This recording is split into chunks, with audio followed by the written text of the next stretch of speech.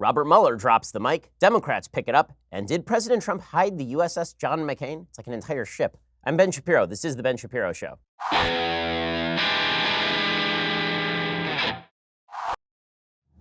A lot going on in the news, most of it chaotic and confusing, but don't worry, we will iron it all out for you when you leave today. You will be just graced with a clarity that never before had descended upon you. So prepare for yourself for that. It's going to be amazing. But first, hiring used to be difficult. Multiple job sites, stacks of resumes, a confusing review process. Today, hiring can be easy. You only have to go to one place to get it done. ZipRecruiter.com/dailywire. ZipRecruiter sends your job to over 100 of the web's leading job boards. But they don't stop there. With their powerful matching technology, ZipRecruiter scans thousands of resumes to find people with the right experience and then invites them to apply to your job. As applications come in, ZipRecruiter analyzes each one and spotlights the top candidates, so you never miss a great match. ZipRecruiter is so effective that 4 out of 5 employers who post on ZipRecruiter get a quality candidate through the site within the very first day. Right now, my listeners can try ZipRecruiter for free at this exclusive web address, ZipRecruiter.com/dailywire. That is ZipRecruiter.com/DAILYWIRE, ZipRecruiter.com/dailywire. ZipRecruiter is indeed the smartest way to hire if you are looking to upgrade your business or you're just looking to bring in some new employees. The best way to do it, ZipRecruiter, going to save you time, going to save you money. ZipRecruiter.com/dailywire and try them out for free. That's ZipRecruiter.com/dailywire. All right, so it is the day after Robert Mueller's big press conference. Ooh! And Mueller spoke, and it was amazing, and the heads exploded. And okay, so let's analyze what exactly Robert Mueller said, because everybody seems a little more confused today than they were yesterday, because Mueller did not clarify anything. In fact, Mueller basically just threw fuel on the fire of impeachment talk without actually adding any new information to the mix. There was no real reason for his statement. The only thing I think it revealed is that the purpose of his investigation was always confused and confusing. So I want to go through what Mueller actually said, because there were a few key messages in his valedictory speech. So he began his statement by recognizing that his original brief was to investigate Russia's interference in the 2016 presidential election. Here's what Mueller had to say. This was his original brief. Remember, this is why he was hired. Okay, it wasn't really about obstruction. He was hired specifically with regard to the Trump-Russia collusion stuff, the first half of his report, where he basically found nothing of importance. 2 years ago, the acting attorney general asked me to serve as special counsel, and he created the special counsel's office.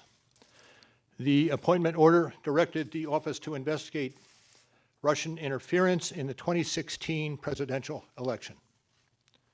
This included investigating any links or coordination between the Russian government and individuals associated with the Trump campaign.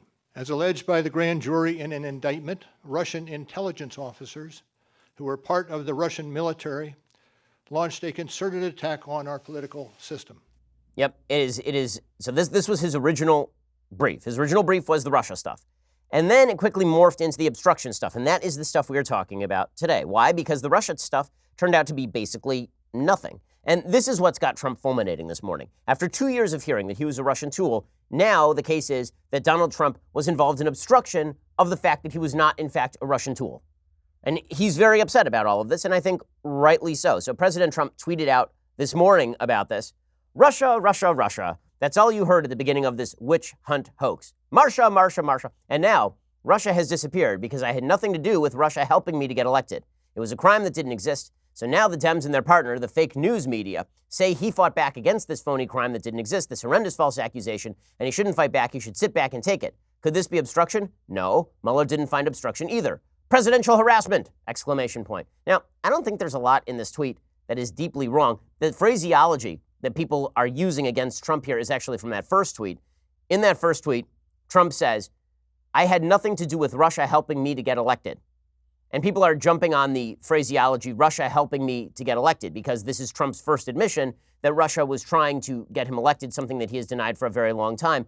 That's also Trump just being awkward on Twitter, because that's what Trump does for a living. Trump clarified this in a statement to the press afterward. He said, Russia didn't help me get elected. Russia was just trying to interfere with the election. So he's trying to walk back what he said on his tweet. All of this is not useful to the president, at the very least. No, Russia did not help me get elected. You know who got me elected? You know who got me elected? I got me elected. Russia didn't help me at all. Russia, if anything, I think, helped the other side. What you ought to ask is this. Do you think the media helped Hillary Clinton get elected? She didn't make it. But you take a look at collusion between Hillary Clinton and the media. You take a look at collusion between Hillary Clinton and Russia. She had more to do in the campaign with Russia than I did. I had nothing to do. I helped get me elected is pretty astonishing stuff. That's pretty good stuff. And meanwhile, the second message that Mueller put forward really, and this is where I think Trump does have a right to be somewhat outraged by the extent of the investigation, is that it really never should have included obstruction. And Mueller was giving these mixed messages yesterday in his farewell message here. These mixed messages about why he was investigating obstruction in the first place. So he moved on to this explanation. Unlike the election interference investigation, which started as a counterintelligence investigation inside the FBI, the obstruction investigation began as a criminal investigation. It was not an investigation of Russia. It was an investigation of Trump and his associates for criminal activity. But Mueller said yesterday he did not actually have the authority to conclude that investigation. Mueller said regarding Russian interference that it was critical to obtain a full and accurate information from every person they questioned. But he also explained that the president can't be charged with a federal crime. So if he can't be charged with a federal crime, then what exactly were you investigating? Like, you don't have, the police cannot investigate me for a crime that doesn't exist and that I can't be charged for. That is not their purview. And yet here was Mueller saying, I knew from the very start I could not indict the sitting president. So then what the hell was he doing? Long-standing department policy. A president cannot be charged with a federal crime while he is in office. That is unconstitutional. Even if the charge is kept under seal and hidden from public view, that too is prohibited. The special counsel's office is part of the Department of Justice, and by regulation, it was bound by that department policy. Charging the president with a crime was therefore not an option we could consider. Okay, so then what were you doing, right? Everybody's looking around today going, so what was this all about? If you could not consider a prosecution at any point, and you were unwilling to recommend impeachment straight out or say that the president committed a crime straight out, he wasn't even willing to say the president committed a crime in the absence of the DOJ statute. He didn't even do that, right? He just said, I'm not going to come to a conclusion on that because I can't indict. And because I can't indict, I'm not going to formally accuse the president, right? This is the second thing. This is the sort of second aspect of this. He says the DOJ cannot even utilize the criminal justice system to formally accuse the president if he can't be indicted. This is 2D. Here's Mueller explaining that one. The opinion says that the Constitution requires a process other than the criminal justice system to formally accuse a sitting president of wrongdoing. Okay, so then what were you doing? What was this all about? And this is what drives the actual reason for thinking that Mueller was looking for impeachment. He has no other rationale for doing this. He himself says, I can't indict him. I can't even accuse him such that an indictment would be appropriate.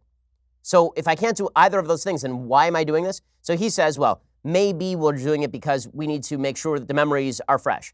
Memories of what? Evidence of what? Right, here's his excuse for the investigation. The opinion explicitly permits the investigation of a sitting president because it is important to preserve evidence while memories are fresh and documents available. That evidence could be used if there were co-conspirators who could be charged now. But there were no co-conspirators charged now in obstruction. There were no crimes alleged by Mueller. So then what the hell was all of this about? The answer is what this really was about is impeachment. Right? That's really what this was about. He said that there was a process, but the process was basically constitutional in nature. In other words, I did this as a predicate to impeachment. I think it's the only way to read Mueller's press conference, which means that he was acting as a tool for the legislative branch inside the executive branch, which is unconstitutional. He's a member of the executive branch. The executive branch is unitary. He does not work for Congress. He works for the president.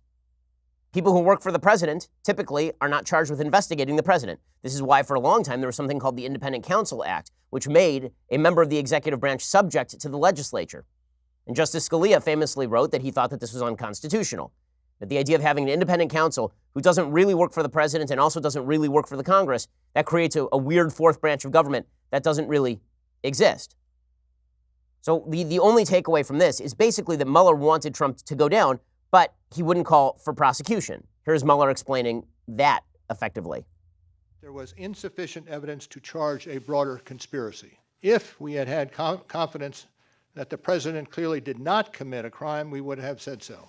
We did not, however, make a determination as to whether the president did commit a crime. We concluded that we would not reach a determination one way or the other about whether the president committed a crime. What in the world? I mean, it's an amazing statement, right? What he's saying here is we weren't willing to charge a crime. We couldn't charge a crime because of indictment, but we're not going to exonerate the president. That was 1 minute after he said this quote. It would be unfair to potentially accuse somebody of a crime when there can be no court resolution of the actual charge. And then he proceeded to say, well, I can't exonerate him. So he pulled the James Comey. Now, you remember that James Comey, the former FBI director, basically went out there and said, Hillary Clinton is guilty as sin, but I'm changing the law in order to let her off the hook. And a lot of folks are like, whoa, that seems wildly inappropriate. Why exactly is he doing that? And a lot of people called for James Comey to be fired based on that. I was one of them. Now you have Robert Mueller basically doing the same thing. You have Mueller doing the exact same thing. Okay, so Mueller, I think, actually dragged himself through the mud here. I think he dragged himself through the mud. Now, there's one thing that he said that I think cut in favor of the Attorney General, Bill Barr, who's also become a target of Democrats. We'll get to that in just a second. But first, did you know that millennials have 3 times as much student debt as their parents?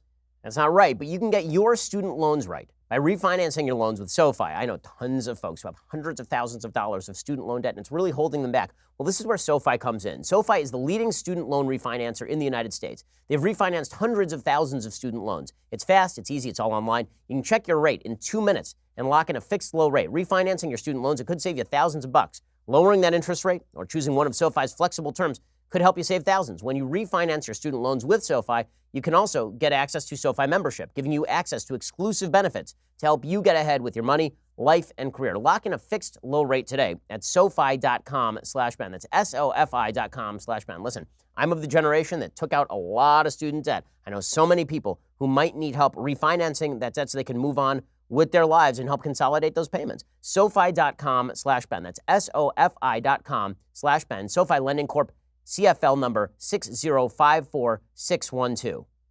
Alrighty, so back to Robert Mueller. The one thing that Mueller said that cut in favor of the Trump administration is he basically suggested that Bill Barr, the Attorney General, was not trying to hide anything. Here's his explanation of this. We conducted an independent criminal investigation and reported the results to the Attorney General, as required by department regulations. The Attorney General then concluded that it was appropriate to provide our report to Congress and to the American people.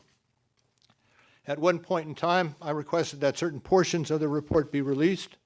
The Attorney General preferred to make the entire report public all at once, and we appreciate that the Attorney General made the report largely public, and I certainly do not question the Attorney General's good faith in that decision. Okay, so there he is undercutting the Democratic line that Bill Barr has been lying to them consistently. The Attorney General of the United States has been lying consistently. Now, the media are not letting go of the idea that Bill Barr lied. So they've been playing on a loop these sort of contradictions between Robert Mueller's statement and William Barr's statements before Congress. So there are a couple of contrasts between the statements that we have to analyze to see who's lying or who's telling the truth or if there's really any conflict to begin with.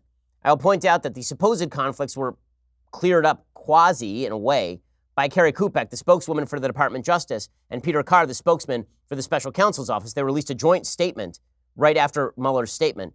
They said, quote, "The Attorney General has previously stated that the Special Counsel repeatedly affirmed that he was not saying that, but for the OLC opinion, he would have found the president obstructed justice. The Special Counsel's report and his statement today made clear that the office concluded it would not reach a determination one way or the other about whether the president committed a crime. There is no conflict between these statements. I pointed this out yesterday in our analysis that when Mueller said that the DOJ regulations prohibited him from reaching a conclusion, that did not actually contradict the statement made by Barr that Mueller said that even in the absence of the OLC ruling, he might not have prosecuted the president. There is no conflict between those 2 points. But let's play some of these clips back to back, Barr versus Mueller, on, for example, the evidence of collusion, because there does seem to be some shading that is going on here. Here's William Barr talking about the evidence of collusion versus what Robert Mueller had to say about evidence of collusion. The special counsel's report did not find any evidence that members of the Trump campaign or anyone associated with the campaign conspired or coordinated with the Russian government in these hacking operations. In other words, there was no evidence of the Trump campaign collusion with the Russian government's hacking.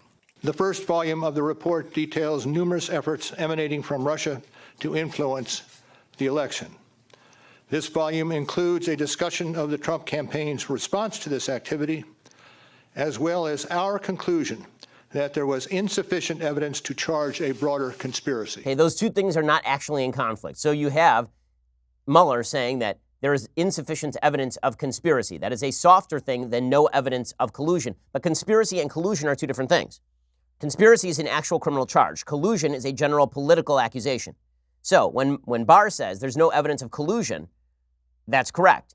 And when Mueller says there's insufficient evidence of conspiracy, that is also correct, because conspiracy is a criminal charge. Collusion is not a legal term. So the purported conflict between Barr and Mueller on this point, I don't find particularly convincing.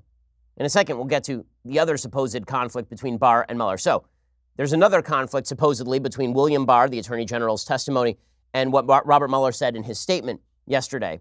And this one surrounded obstruction of justice. So here's what Barr had to say versus what Mueller had to say. After carefully reviewing the facts and legal theories outlined in the report, and in consultation with the Office of Legal Counsel and other department lawyers, the Deputy Attorney General and I concluded that the evidence developed by the special counsel is not sufficient to establish that the president committed an obstruction of justice offense. If we had had confidence that the president clearly did not commit a crime, we would have said so. We did not, however, make a determination as to whether the president did commit a crime. Okay, those two things, again, are not in conflict. When William Barr says right there that the obstruction of justice evidence isn't sufficient for a prosecution, that is the same thing, effectively, as Robert Mueller saying, we can't exonerate him, but also we didn't recommend prosecution. Again, Barr was using a legal standard, and Mueller is going further than that. I think that President Trump, frankly, has reason to be angry at Robert Mueller. I'm a little more upset at Robert Mueller today than I have been for a couple of years. I've been very much in Robert Mueller's corner. I believe that this is a guy who is trying to do his job. But I think it appeared from his statements yesterday that he surpassed his original brief, and that his original brief was not supposed to encompass a lot of the stuff that he ended up doing. If Congress wants to investigate this stuff, that is their purview. They have every right to do that. But to effectively become a tool for impeachment was beyond his mandate. That was beyond the scope of his mandate. Now, what has happened, effectively speaking, is that all of this has now been tossed into the lap of Congress, which is where it should have begun in the first place. If Democrats want to impeach, they have every ability to do that.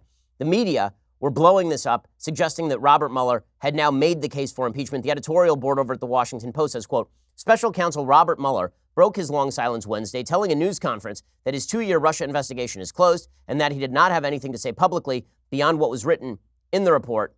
But the key passages he chose to highlight underlined the dishonesty of President Trump and Attorney General William Barr in seeking to dodge and mischaracterize his conclusions. The central allegations of the investigators, Mueller said, was that there were multiple systematic efforts to interfere in our elections, yet to date, it has not been fully acknowledged by Mr. Trump. Okay, that's fair enough. Trump has constantly said that he doesn't think that it was important that Russia basically interfered in the election. That's a fair criticism, but that's not really a criticism of Barr. Then the Washington Post says, Mr. Barr claimed there was not a case to be made against Mr. Trump for obstruction of justice based on Mueller's findings. So it's significant that Mueller restated what his report actually says, that if we had confidence the president clearly did not commit a crime, we would have said so. Again, those two things are not in conflict. This is the Washington Post creating a falsehood. When Barr says there was not a case to be made, that it was not sufficiently prosecutable, that is not in conflict with Mueller saying that we can't exonerate. We can't exonerate and we can prosecute are two very different terms. We can't exonerate O.J. Simpson, but we also can't prosecute him. He's already been acquitted. There are a lot of reasons why you can't prosecute someone who also cannot be exonerated. This happens legitimately all the time in the American criminal justice system. Mr. Mueller could have avoided much confusion and short-circuited the administration's attempt to manipulate public opinion, says the Washington Post, if he had made his statement weeks ago in conjunction with the release of a lightly redacted version of his report. So the Washington Post continues to try to claim that there's some cover-up that went on, even though Mueller explicitly said that there was no cover-up that went on in the middle of this press conference. The left is basically hoping to hang their hat on Mueller's press conference. And what's amazing is that they continue to call out for Mueller to do the work they won't do. Here's the problem for the Democrats and for the left now. The ball is in their court, and they don't actually want the ball in their court. They want Mueller to come back. It's like the end of Shane. You got Brandon Wilder out there on the plains shouting out for Shane to come back. There's a Robert. I mean, just calling across the plain, and Mueller is just riding away into that painted distance. That's all that's going on here. Like Robert De Niro, it's so funny. Robert De Niro, why he has an opinion column in the New York Times is beyond me. Robert De Niro is most famous for reading lines other people write for him. But he played Mueller on SNL, and this apparently means he has expertise on obstruction. The power of celebrity, man. Pretty incredible. So Robert De Niro has a piece in the New York Times called Robert Mueller, We Need to Hear More. And it's an open letter to Robert Mueller from Robert De Niro in the New York Times. Yes, everything is insanely stupid. It says, Dear Mr. Mueller, it probably hasn't escaped your attention that I play a version of you on Saturday Night Live. Yes, because that was deeply important to Robert Mueller. I'm sure he sits up every night thinking about you. As Robert Mueller, my character is intimidating because he is so honest and upright. I do it for comic effect. That's the intention anyway, but there's also a lot of truth to it. To put it another way, it's good-natured fun, but not entirely good-natured. There's a level of satire directed at the current administration. To be fair, not everyone appreciates the humor. The president has tweeted there's nothing funny about tired Saturday Night Live, and that it's very unfair and should be looked into. The what or with whom the show would be colluding is unclear, but then I don't have to tell you about problems with the terms collusion. You barely mention the word in your report, and then only to explain why you're not using it. That could be a punchline on Saturday Night Live. How does this crap get through the editorial process at the New York Times? Truly, this is incoherent gibberish. I'm so glad Robert is like Martin Sheen sounding off on presidential executive orders because he once played a president on television. It's a joke in and of itself. Robert De Niro says, as I prepared for my role on the show, I got to know you a lot better. I read about your lifetime devotion to public service and your respect for the rule of law. I watched how you presided over the special counsel's office, apparently without leaks, and you never wavered, even in the face of regular vicious attacks from the president and his surrogates. While I and so many Americans have admired your quiet, confident, dignified response in ignoring that assault, it allowed the administration to use its own voice to control the narrative. There's a lot of speculation about the president being tone deaf to facts, but there's not much disagreement about the tone. Whether you take delight in it, as his loyal supporters do, or you're the unfortunate target of his angry rhetoric, the hostile way he expresses himself registers with anyone. Say what you will about the president, and I have. When it comes to that lying, exaggerating, bullying thing, no one can touch him. And here, Mr. Mueller, is where you come in, where you need to come in. In your news conference, you said that your investigation's work speaks for itself. It doesn't. It may speak for itself to lawyers and lawmakers who have the patience and obligation to read through the more than 400 pages of carefully chosen words and nuanced conclusions. You've characterized the report as your testimony, but you wouldn't accept that reason from anyone your office interviewed. Additional information and illumination emerge from responses to questions. I know you're uncomfortable in the spotlight, as the president is out of it. I know you don't want to become part of the political spectacle. I know you will, however, reluctantly testify before Congress if called, because you respect the system and follow the rules. So much heroism. You are the voice of the Mueller report. Let the country hear that voice with great respect. Robert De Niro. Come back. Come back, Shane. Why won't you just tell? Why? Why won't you just, please, come back? Robert, it's just, oh my goodness. It's just amazing. Just amazing stuff. Well, Mueller isn't coming back, and his report does say what it says, and that means that it's basically up to the Democrats now whether they want to impeach. We're going to get to that in just 1 second. First, for decades, credit cards have been telling us buy it now and pay it later with interest. Despite your best intentions, that interest can get out of control fast. With Lending Club, you can consolidate your debt or pay off credit cards with one fixed monthly payment. Since 2007, Lending Club has helped millions of people regain control of their finances with affordable, fixed-rate personal loans. No trips to a bank, no high-interest credit cards. Just go to lendingclub.com. You tell them about yourself, how much you want to borrow. Pick the terms that are right for you, and if you're approved, your loan is automatically deposited into your bank account in as little as a few days. Lending Club is the #1 peer-to-peer lending platform with over $35 billion in loans issued. Go to lendingclub.com/Ben. Check your rate in minutes, borrow up to $40,000. No reason you should be suffering with those high interest rates. Get your finances in order. Head on over to lendingclub.com/Ben. That is lendingclub.com/Ben. All loans made by WebBank, member FDIC, equal housing lender. Again, that's lendingclub.com/Ben. Doesn't take very long to find out how much you can get and what your rate is. Check your rate in minutes, borrow up to $40,000. That's lendingclub.com/Ben, lendingclub.com/Ben. All right, so the left has now responded to all of this they now recognize that impeachment is what's on the table. This was best summed up by Chris Matthews. I was at my steak last night, got very excited after Mueller's statement. Get up, come into the show, come on in here, listen to Robert Mueller talk. Pretty amazing. And then we talk about impeachment. Love impeachment. Pretty great. Like peaches, impeaching, all sorts of great things. Go. For months now, they've said, well, we just want to hear from this, or we just want to hear from the Senate. We need a Republican senator, or we want to hear from another witness. We want to hear from Papadopoulos. Who else want to hear from? Carter Page? They want to hear from Mueller? They're not going to hear from Mueller. This is it. So the train whistle's blowing, and Pelosi's got to make a decision. And it can't be a waiting game like I'm being audited, like Trump plays. It can't be a game of kicking the can down the road. It's now or no or never. And I think that's the tough question for her. It's always been, are you willing to say no to impeachment? And I think it's totally up in the air what she's going to do. I mean, the train is leaving the station. I love trains. They go choo-choo and chugga-chugga. If you're not on that train, you're in front of the train. Nancy Pelosi, are you going to be on the train? Nancy Pelosi? Get on the train, Nancy. Or don't get on the train. I don't care. I'm going to go back home and play with my trains. Chris Matthews, MSNBC. So, but he's not wrong. I'm mocking him because he's Chris Matthews. But he is not, in fact, incorrect. What Mueller did here, he basically said, okay, Congress, this one's on you. Enjoy yourself. And Nancy Pelosi has not a lot of taste for this. According to McClatchy, most congressional Democrats heard one message in Robert Mueller's public statement on Wednesday: it's up to you to punish President Donald Trump. But House Speaker Nancy Pelosi signaled unwillingness on Wednesday to take a leap that many on the political left have already made: impeachment. Investigating and potentially impeaching Trump dominated Capitol Hill talk on Wednesday, both behind closed doors, where influential Democrats urged starting an inquiry, and out loud among progressives demanding action. Pelosi did not utter the word Wednesday in a terse 5-paragraph statement issued 2 hours after Mueller left it to Congress to investigate Trump further. The Congress holds sacred its constitutional responsibility to investigate and hold the president accountable for his abuse of power. The Congress will continue to investigate and legislate to protect our elections and secure our democracy. The American people must have the truth. Blah, blah, blah, blah, blah. Now, the reality is that the House Judiciary Committee has not been calling the proper witnesses. They've not been subpoenaing the proper witnesses. They've not been asking the proper questions. In fact, it is not even clear that they are going to subpoena Robert Mueller in all of this. There were rumors floating around Capitol Hill yesterday that even Democrats don't want Mueller to testify for a couple of reasons. One, Mueller may get up there and say, yeah, I didn't reach a determination on obstruction. That's up to you guys. I'm not going to sit here and do your work for you. I was not allowed to do that by the rules of the DOJ, and I didn't reach a conclusion. So maybe Democrats don't want to hear that message. There's also the possibility that I was hearing that Democrats are concerned that Mueller will look bad in front of Republicans who will say, okay, so why did you even do this stuff in the first place if the DOJ prohibited you from the very beginning from either recommending an indictment or indicting yourself?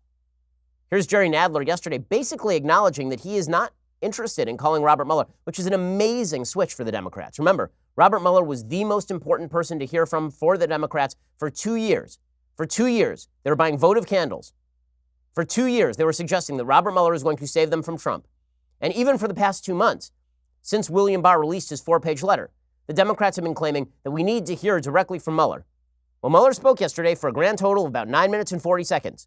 And that's all that they're going to get. And Democrats apparently are satisfied with that, which suggests maybe they know they're not going to get much more out of Mueller that is going to benefit them. Here's Nadler, the head of the House Judiciary Committee, effectively saying, yeah, I'm not interested in calling Mueller at this point. Will you subpoena Mueller to testify then? Mr. Mueller told us a lot of what we need to hear today. It's very important to be clear on what he told us, on what the special prosecutor told the American people. He reaffirmed what was in the investigation, which was in the report about the investigation, which found substantial evidence that Russia attacked our political system, that the Trump campaign benefited from Russia's interference, that Trump and those around him repeatedly welcomed Russia's support, and that throughout the investigation, Trump sought to obstruct justice and undermine Mueller and the investigation over and over again. Okay, well, again, he's saying, I'm not going to call Mueller. We got all we need. I'm going to do what I'm going to do. But here's the reality. The Democrats are not going to do anything here. They're not going to do anything here. They're going to smear Trump. They're going to suggest that Trump engaged in obstruction of justice. The 2020 Democrats are going to suggest that Trump is impeachable without actually having to own all of this. Kamala Harris yesterday said, absolutely, we've got to impeach. And she's indicative of the general Democratic mindset at this point.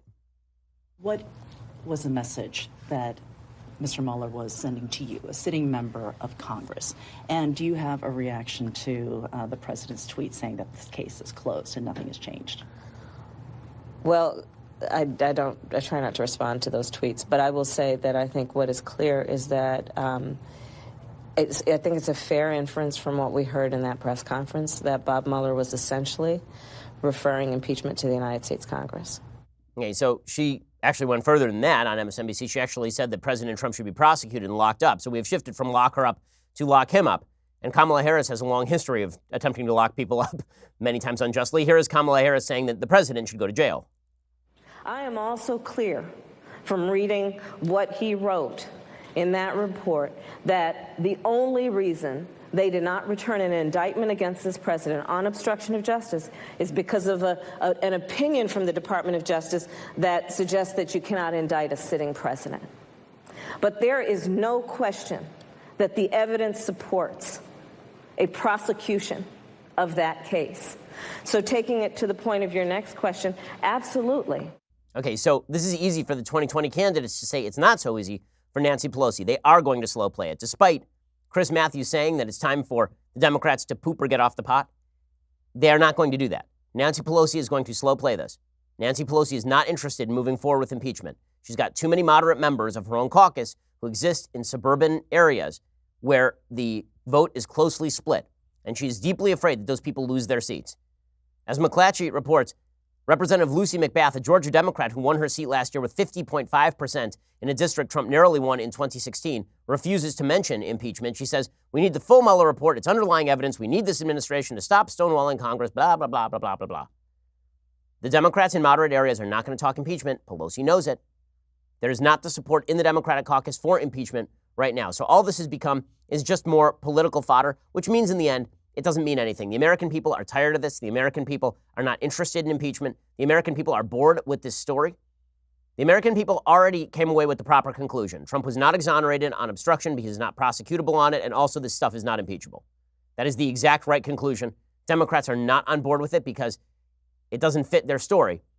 But it is the reality, and Nancy Pelosi knows that full well. In a second, we'll get to some other Democratic strategies for 2020 that are, I think, kind of scary for some of America's freedoms. We'll get to that in just a second. First, getting fit, staying healthy, it always sounds easier said than done, right? Well, OpenFit is bringing you something new that makes it even easier never to miss a sweat session, lose the commute to the gym, let the workouts come to you. Okay, I love OpenFit. My wife works really long hours. I work some pretty long hours too. One of the things we like to do at night, we get home, we open up OpenFit, and then we work out together. OpenFit takes all the complexity out of losing weight and getting fit. It's a brand new, super simple streaming service that allows you to work out from the comfort of your living room in as little as 10 minutes a day. Everybody's bodies are different. OpenFit gets that. That's why it's personalized to your needs with custom-tailored original content. OpenFit classes are led by some of the most effective and engaging trainers in the world. The training sessions are really terrific. Forget all the complexity and stress around getting fit. Just press play and work out on your schedule. View on your computer, web-enabled TV, tablet, smartphone, and Roku. Lose up to 15 pounds in just the first 30 days. Flatten the abs, shape your body, look and feel great. Again, I love OpenFit myself. If you are short on time, if you don't have time to make that commute to the gym, you don't want to pay that gym membership, you don't have time for a personal trainer, it's basically a personal trainer in your house. OpenFit has changed the way I work out, and with my code Shapiro, you can join me on a fitness journey personalized for you. Again, use that code Shapiro and start using OpenFit for your journey to a healthier life right now during the OpenFit 30-day challenge. My listeners get a special extended 30-day free trial membership to OpenFit. You can lose up to 15 pounds in 30 days. Text Shapiro to 303030. Get full access to OpenFit, the workouts, nutrition information, totally free. Text Shapiro to 303030. Okay, we're going to get to other Democratic strategies for 2020 coming up. Strategies that are going to have some pretty significant implications for your freedoms. First, head on over to Daily Wire and subscribe. For $9.99 a month, you can get a subscription to Daily Wire. When you do, you get the rest of the show live. You also get 2 additional hours of the show every day. We are working to bring you all the up-to-date information. Basically, our show goes all day long. So if you want to be part of that, all you have to do is go subscribe. Also, when you do subscribe, you get access to our Sunday specials. And our Sunday special this week is really, I think, an amazing Sunday special. I interviewed several people, several former members of the military who served at Normandy because, of course, June 6th, D-Day is coming up. I think it's something really moving and worthwhile, something that you're going to want to show to your kids and your friends. Here's a little bit of that. A month after my 18th birthday, I was called up. I was 18 years of age. 112 pounds. I flew 36 combat missions over Germany. I was a medic. We were just assigned a mission and it happened to be D-Day landing. Mainly it was chaos. I was so frightened. I was blacked out. And in my mind was flashing through, there's a son, a father, that won't be coming home. The reason you're sitting here today is because of what we did. Of course, it's exactly true. Go check it out. It's the 75th anniversary of D-Day Special Edition for the Sunday Special. You get that on Saturday when you're a subscriber. There's also extra materials behind the paywalls, you know, the extra questions that I asked these amazing human beings. Go check it out.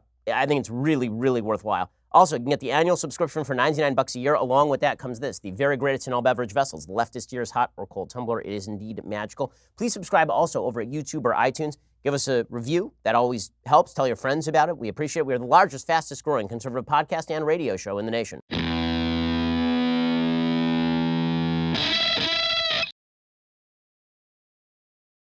Okay, so there's some other tactics that Democrats are trying for 2020. I don't think impeachment is going to be sufficient for them for 2020 because I don't think they're actually going to pursue it. Well, the other tactic they're trying for 2020 is this sort of nefarious tactic where they signal to social media companies that social media companies ought to shut down material they don't like. This is really dangerous stuff. So I think after 2016, Democrats refused to acknowledge that Hillary Clinton was a garbage candidate who lost because she was a garbage candidate. Instead, it must have been Russian election interference. Instead, it must have been Facebook and fake news and all these other excuses. Well, one of the things they are focused like a laser on is that come 2020, they do not want alternative methods of distribution to the mainstream media. And so they're focusing on social media companies. They're threatening them with legislation. They're threatening them with regulation.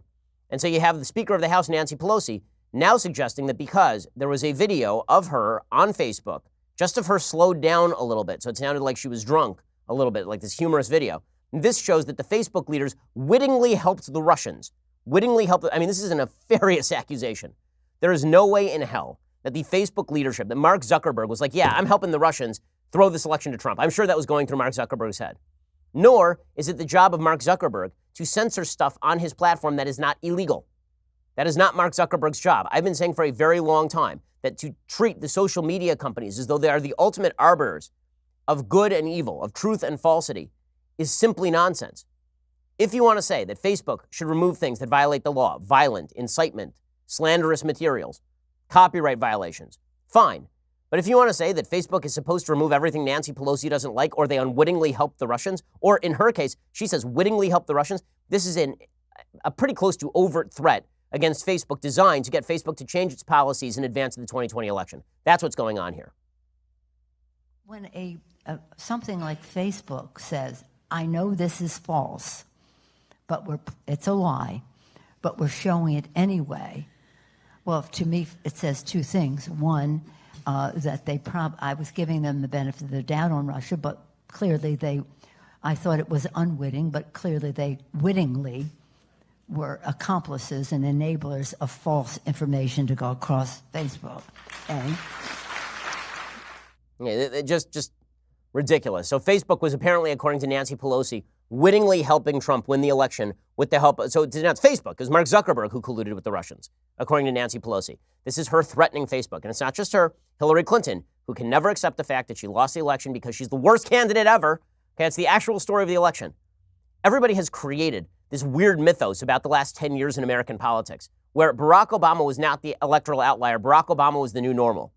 And that because Barack Obama was the new normal, Trump's victory was some unbelievably shocking thing where he built this brand new coalition. No, the actual story is this. Hillary Clinton is the normal Democrat. Barack Obama is the abnormal Democrat. Donald Trump got basically the same percentages as normal Republicans do, even though he is an abnormal Republican. So when he beat Hillary Clinton, that was mostly about Hillary sucking at her job, about her not being able to hold the new gains that Barack Obama had made. And yet for Hillary Clinton, it's all Facebook's fault. So she's making the same point. All of this is designed to softly push, not so softly, push Mark Zuckerberg and Jack Dorsey over at Twitter and the people over at Google to basically bias their tech in favor of Democrats come 2020. That's what this is about right here. It's dangerous stuff. When Facebook refused to take down a fake video of Nancy Pelosi, it wasn't even a close call. The video is sexist trash. And YouTube took it down, but Facebook kept it up. So let's send a message to Facebook.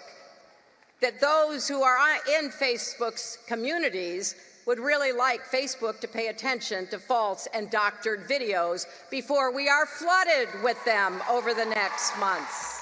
Okay, this idea that she's going to cram down on Facebook her vision of what is true and what is false is going to get dangerous very, very quickly. It's not restricted to the United States, by the way. The left is on the move across the world in terms of trying to crack down on social media because they don't like the idea of free platforms. My view on this, and I've been targeted by a lot of people on social media for things up to and including death.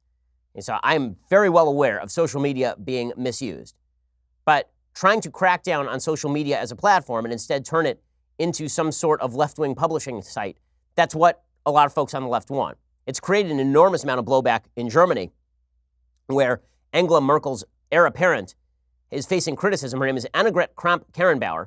She replaced Merkel as the leader of the ruling CDU last year. That's Merkel's party. She denied that she was promoting censorship after her comments, which were prompted by a YouTube video by a popular 26-year-old blogger named Rezo. In the video, seen by millions ahead of the EU Parliament vote, Rezo called on voters to reject the two parties for betraying the young by not addressing the climate crisis.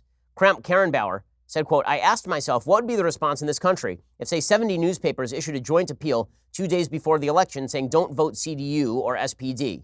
Those would be the sort of center-right or center-left parties. She says that would have been a clear propagandizing before the election. I believe it would have unleashed a lively debate. So the question remains, what are the rules from the analog era and how do they apply in the digital era?" It sounds like she wants to regulate the social media company. She wants to regulate YouTube so that you can't electioneer before a campaign.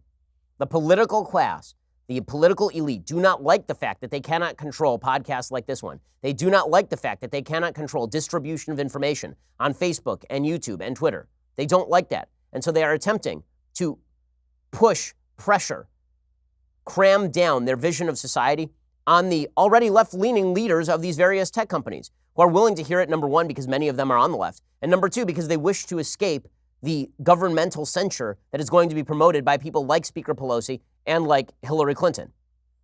That's some pretty dangerous stuff. When we say that freedoms are at issue, this is a fundamental freedom that is at issue right now. And meanwhile, President Trump not doing himself any grand favors with this story. So this one is not really President Trump's fault. Apparently, there's a story originally from the Wall Street Journal all about how the USS John McCain supposedly was hidden from Donald Trump. Okay, the Wall Street Journal reported yesterday that the White House wanted the USS John McCain out of sight during President Trump's visit to Japan.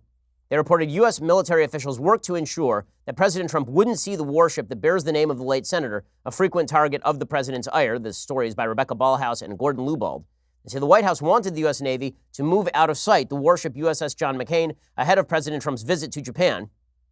The ship was named after the father and grandfather of the late senator, a war hero who became a frequent target of Mr. Trump's ire, and the senator's name was added to the ship in 2018. In a May 15th email to U.S. Navy and Air Force officials, a U.S. Indo-Pacific Command official outlined plans for the president's arrival. In addition to instructions for proper landing areas for helicopters and preparations for the USS Wasp, where the president was scheduled to speak, the official issued a third directive. USS John McCain needs to be out of sight. Please confirm number 3, that was that directive, will be satisfied, the official wrote. When a Navy commander expressed surprise about the directive for the USS John McCain, the U.S. Indo-Pacific Command official replied, "First, I heard of it as well." He said he'd work with the White House military office to obtain more information. Acting Defense Secretary Pat Shanahan, according to the Wall Street Journal, was aware of the concern about the presence of the USS John McCain in Japan and approved measures to ensure it didn't interfere with the president's visit, according to a U.S. official. Trump has fired back on this report. He said, quote, "I was not informed about anything having to do with the Navy ship USS John McCain during my recent visit to Japan. Nevertheless, the First Lady and I loved being with our great military men and women. What a spectacular job they do." Now the Washington Post is reporting that President Trump has spoken out more about this. He said, quote, "I don't know what happened. I was not involved. I would not have done that." He said, "I was not a big fan of John McCain in any shape or form. Now, somebody did it because they thought I didn't like him, okay? And they were well-meaning." Well, it's that last line that's not really great. Okay, they were well-meaning. You know, when your own staff is trying to protect you from a ship that has a dead man's name on it and you didn't like the dead guy, that doesn't speak well of your thin-skinnedness when it comes to John McCain. But the fact that Trump didn't know about it obviously means that you can't put it on Trump. You put it on his staff. And his staff obviously should have just said, whatever, it's a ship. And if Trump can't get over it, then it's then on Trump. But from the staffer's position, I understand you're trying to shield the president. You're trying to prevent a blow up in public from the president of the United States. The fact that Trump has these personality foibles is not a good thing for sure. A senior White House official confirmed on Wednesday the person who issued the directive did not want the worship with the McCain name seen in photographs during Trump's visit. The official, who spoke on condition of anonymity to discuss internal deliberations, said the president was not involved in the planning, but the request was made to keep Trump from becoming upset.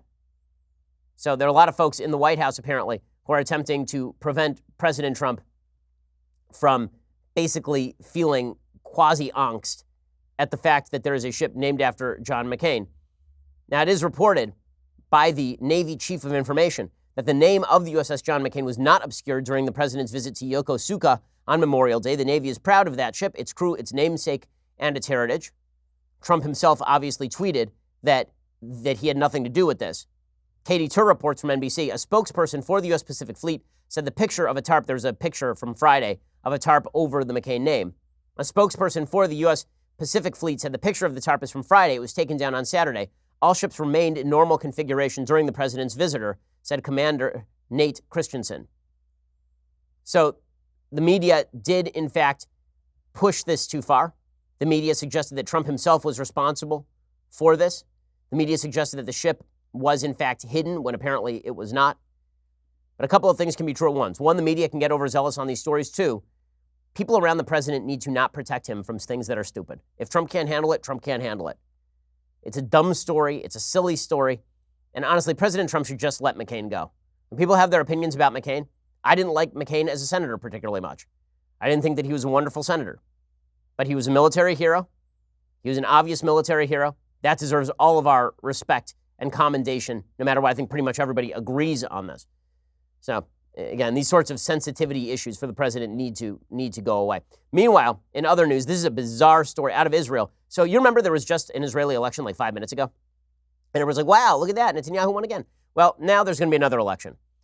I will say here that it is worthwhile noting that Israel has now had 2 elections inside of a year, or will have 2 elections inside of a year. That's as many elections as the Palestinians have had ever, because Israel is a democracy and a wild, chaotic, functioning parliamentary democracy at that. Nonetheless, it's a very weird circumstance, the first time in Israeli history that an elected governmental leader has been unable to form a coalition. According to the Washington Post, in a stunning turn, Israel will head to elections for a second time in less than 6 months after Prime Minister Benjamin Netanyahu failed to form a government before a midnight Wednesday deadline. Rather than give someone else the chance to do so, his party advanced a bill to dissolve parliament and trigger new elections in September. Netanyahu was unable to bring Avigdor Lieberman, his former defense minister, into a coalition that would give the prime minister a majority at parliament, that's Knesset. The 2 veteran politicians were at loggerheads over legislation sought by Lieberman to draft ultra-Orthodox Jews into the military, a measure bitterly resisted by Netanyahu's powerful political allies in the religious parties. There's a lot of controversy over Orthodox service in the military because the military is a pretty secular place.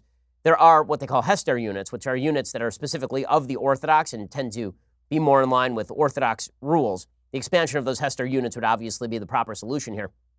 The move for new elections leaves Israel in political disarray as it now embarks on an expensive nationwide vote that has no guarantee of shifting the balance of power among the parties. They're going to do this again for no apparent reason. It's very awkward stuff. But again, proof that a functioning democracy is still in Israel. Apparently, there was a vote of 74 to 45 to dissolve the body just a month after being sworn in. Gil Hoffman, chief political correspondent for the Jerusalem Post, said this is devastating to the average Israeli who's really tired of such selfish politics. There's no way to explain the situation to the average Israelis who are saying their politicians aren't working for their interests. Would not be a surprise. I mean, it's a risky move by Netanyahu. Would not be a surprise to see the blue and white party gain seats because people are angry at Netanyahu and angry at Lieberman. So, pretty fascinating stuff happening over in Israel. Alrighty, time for some things that I like and then some things that I hate. So things that I like. Shannon Bream is just a wonderful person. She has a really fun and inspiring new book called Finding the Bright Side. And it really is just a memoir from her talking about all of the issues that she has faced in her career, in her life. And it's a pretty great conservative little book. It's really a lot of fun to read. She talks about her conservative religious upbringing. She talks about going to Liberty University. She talks about how she got into the TV business. And Shannon is a delight of a human. And this book is a lot of fun and an easy read. So go check it out. Finding the Bright Side, The Art of Chasing What Matters. It's a kick. Okay, other things that I like. So Mitch MCConnell, the Senate Majority Leader, was getting a lot of flack over the last couple of days because he was specifically asked about whether, if Ruth Bader Ginsburg were to leave the court, for example, and Trump were to nominate a replacement, whether they'd fill that vacancy in the last year of his presidency. Now, the reason that has become an issue is because McConnell said that the Senate was not going to vote in the last year of President Obama's presidency on Merrick Garland. Now, it is also important to note that Mitch MCConnell said at the time the reason for that is because we have a split in the parties. It is not the job of a Republican Senate to approve a Democratic nominee. Now, I've always said I didn't understand why that logic obtained only for the last year of a presidency.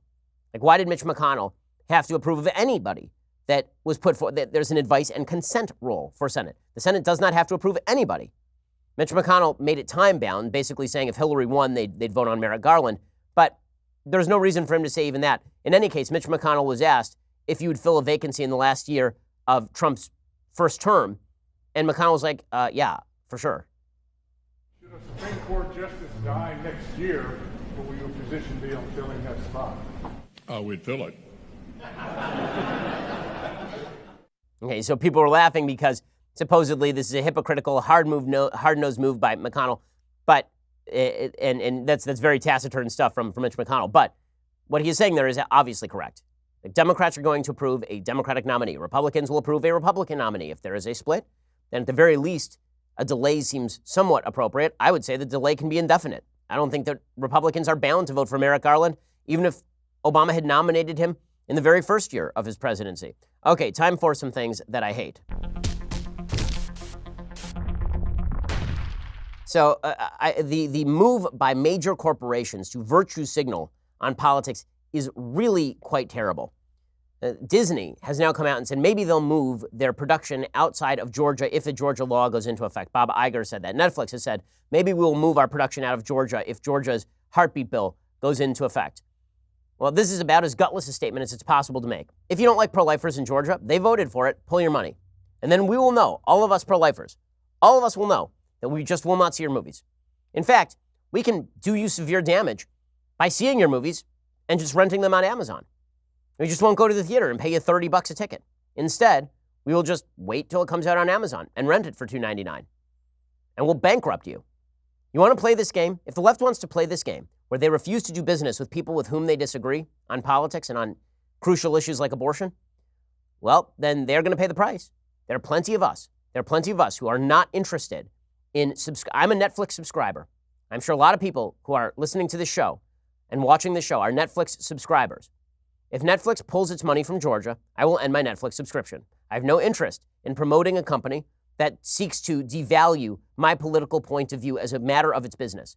Netflix is in the business of making entertainment. They're not in the business of shaping political opinions around the country. If they believe they are, then I'm not going to give my money to them because I don't give my money to leftist lobbying groups. And the same thing is true of Disney. I am more than willing to delay my enjoyment of a Disney movie by watching it at home in the comfort of my home, renting it, and spending $2.99 instead of $45 to bring my wife and kids to a movie. If this is the game that Hollywood wants to play, there will be consequences to this game. So go for it, Hollywood. Make it happen. Put your money where your mouth is.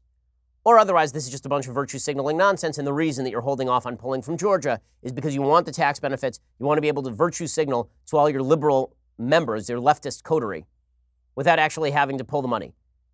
Also worthwhile noting, while Disney is talking about pulling all of their production from Georgia because of the heartbeat bill, they also were producing Star Wars: The Last Jedi. You know where they filmed? Croatia, Ireland, and Bolivia.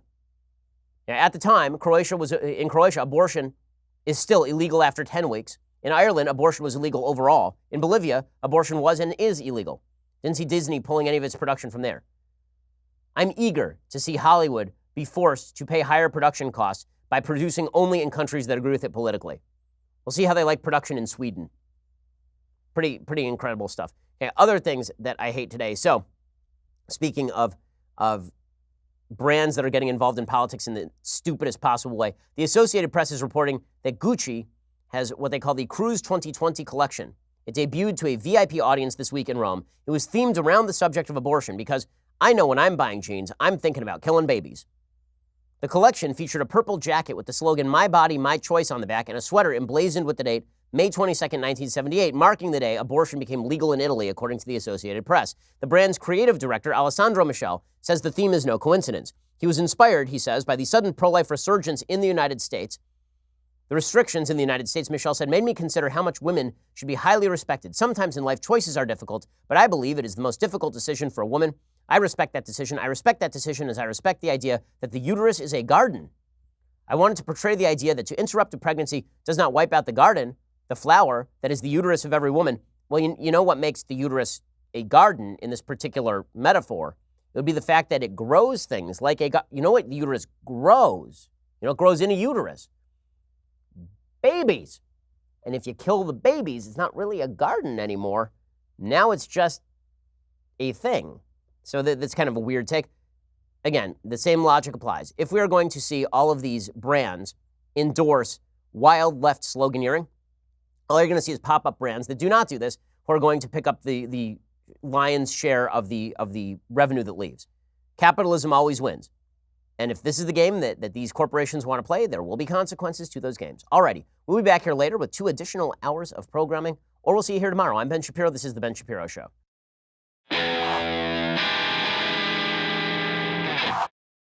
This is The Ben Shapiro Show. Executive producer Jeremy Boring. Senior producer Jonathan Hay. Our supervising producer is Mathis Glover. And our technical producer is Austin Stevens. Edited by Adam Sayevitz. Audio is mixed by Mike Caromina. Hair and makeup is by Jesua Olvera. Production assistant Nick Sheehan. The Ben Shapiro Show is a Daily Wire production. Copyright Daily Wire 2019. Robert Mueller won't go away, Joe Biden can't be found, and ugly guys break their faces to look hotter. Finally, the mailbag. Check it out on The Michael Knowles Show.